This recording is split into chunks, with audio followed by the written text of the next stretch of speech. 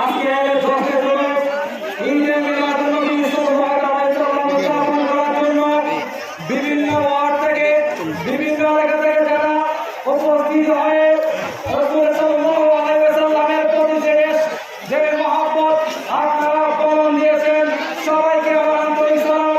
আসসালামু আলাইকুম ওয়া রাহমাতুল্লাহ। আপনারা জানেন এরকম বাংলাদেশের মধ্যে যে প্রেক্ষাপট, যারা সবচেয়ে জুলুসকে বাংলা দেওয়ার জন্য না করার জন্য, রাষ্ট্রীয়ভাবে পালন না করার জন্য বিভিন্নভাবে পায়তারা চালিয়েছে। অন্তর্বর্তী সরকারের যখন 25 মে জুলুস ঈদে মিলাদুন্নবী সামাজিত হয়েছে, তখন তারা বাংলাদেশের মধ্যে যে ইসলামিক ফাউন্ডেশন ছিল, সেই ইসলামিক ফাউন্ডেশনের বিপরীতে ঈদ শব্দকে তারা বাদ দিয়েছিল।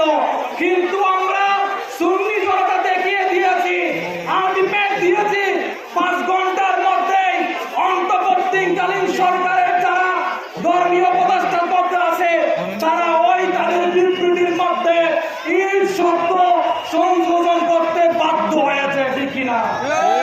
আমরা আজকে উপস্থিত থেকে জানান দিতে চাই, সুন্নি জনতা এখনো ঘুমায় নাই। আপনারা সাগরের পানি দেখেছেন, ঢেউ দেখেন নাই।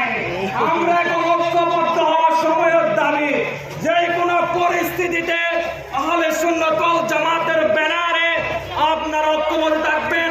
যে কোনো পরিস্থিতি মোকাবেলা করার জন্য সবাইকে ঐক্যবদ্ধ থাকার আহ্বান জানিয়ে আমার অবসর বক্তব্য